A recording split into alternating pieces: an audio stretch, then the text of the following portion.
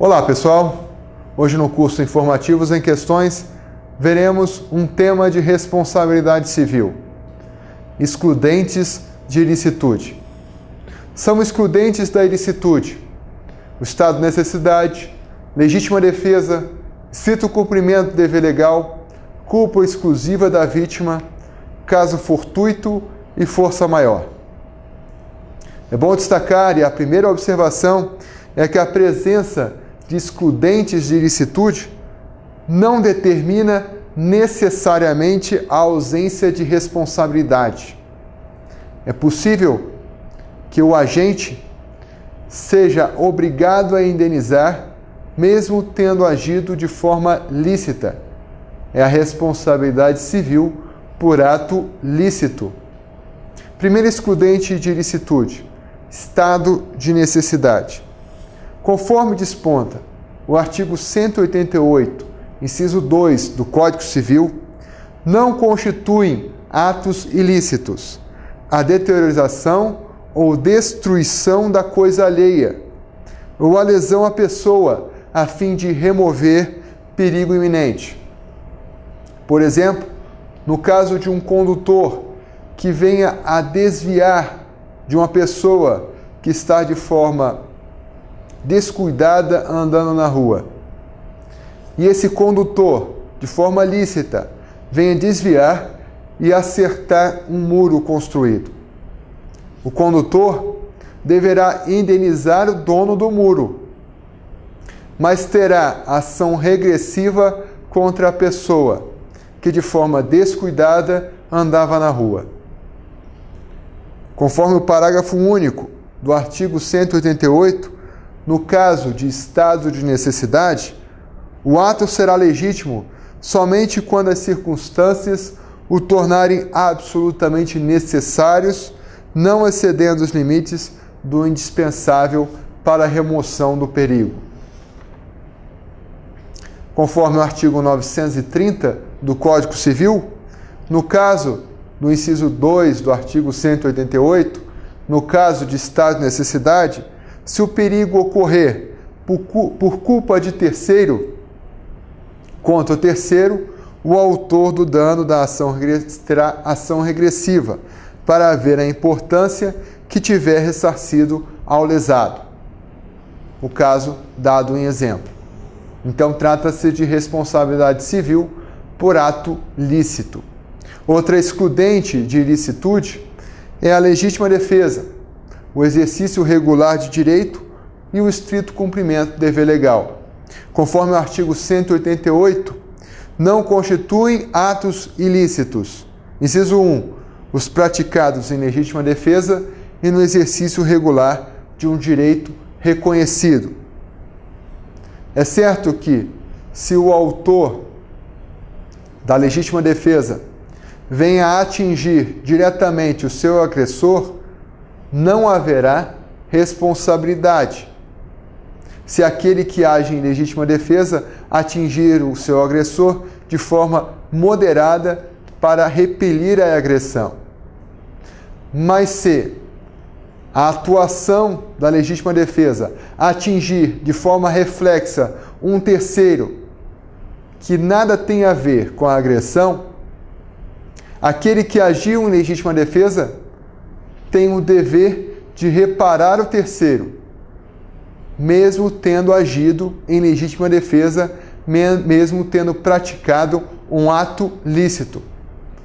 Outro caso de responsabilidade civil por ato lícito. Se o ato foi praticado contra o próprio agressor em legítima defesa, não há responsabilidade civil do agente. Mas se o terceiro for atingido por erro, subsiste a responsabilidade do agente, tendo ação regressiva em face do agressor. Artigo 930 do Código Civil. No caso do inciso 2 do artigo 188, como nós vimos, no caso de estado de necessidade, se o perigo ocorrer por culpa de terceiro, contra o terceiro, o autor do dano terá ação regressiva, para haver a importância que tiver ressarcido ao lesado. Conforme o parágrafo único do artigo 930, A mesma ação, a ação regressiva, competirá contra aquele em defesa de quem se causou o dano.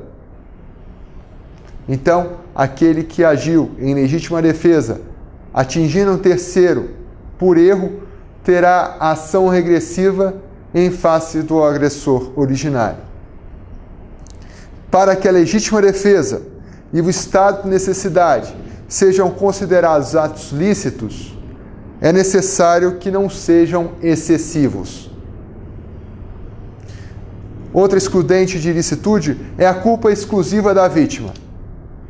A culpa exclusiva da vítima afasta o nexo de causalidade.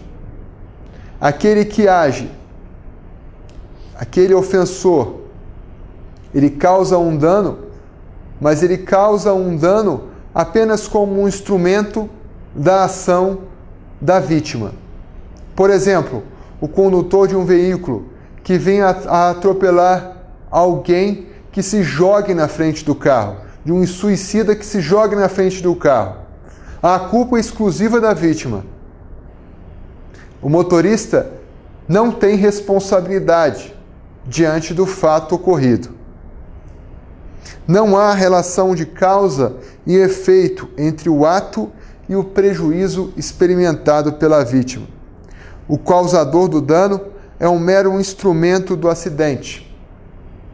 Mas é bom destacar que a excludente de ilicitude é a culpa exclusiva da vítima. Havendo culpa do ofensor e da vítima, ocorre a culpa concorrente.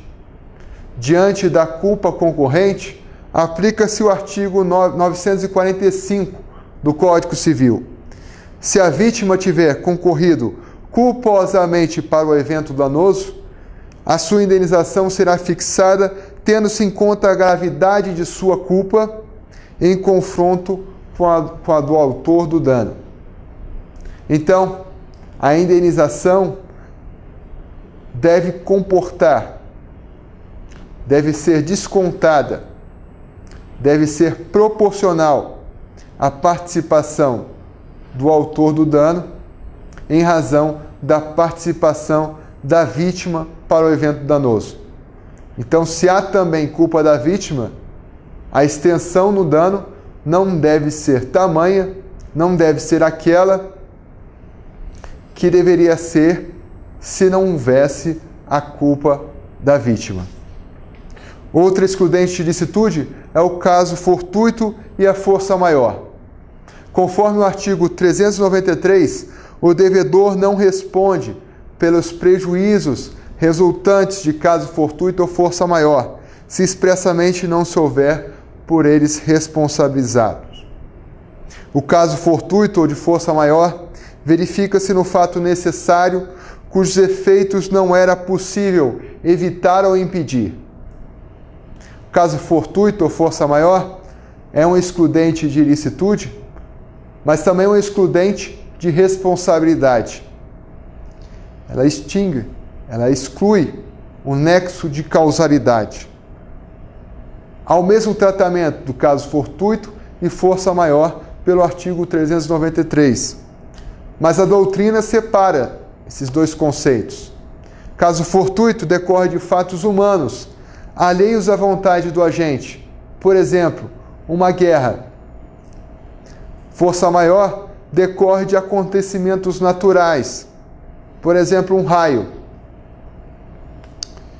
O caso fortuito e força maior são excludentes do nexo de causalidade. Para a configuração do caso fortuito e da força maior, é necessário que o fato não seja determinado pela culpa do agente e seja inevitável e irresistível, fora do alcance do poder humano. É necessário ainda distinguir fortuito interno e fortuito externo. O fortuito interno decorre da atividade da empresa ou das características da pessoa.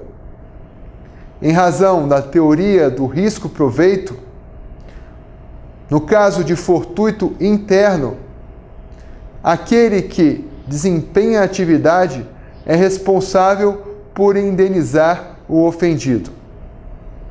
Por exemplo, no caso de um assalto dentro de uma agência bancária, o banco deve indenizar os seus correntistas, porque o assalto, apesar de não fazer parte da atividade financeira, a atividade financeira ela chama a atenção do assaltante. Em razão da atividade financeira, em razão da atividade desempenhada pela instituição bancária, é que houve o assalto. Então, havendo vítimas desse assalto, a instituição financeira deve ser responsabilizada. Aplica-se, então, a teoria do risco-proveito, e o fortuito interno é causa de responsabilidade civil, diferente do fortuito externo, que não tem qualquer relação com a atividade desempenhada pela empresa, com a atividade de risco ou com as características do ofensor. Nesses casos, não há responsabilidade, em razão da excludente do nexo de causalidade. Então, concluímos aqui essa importante aula sobre responsabilidade civil, excludentes de ilicitude. Obrigado e até a próxima.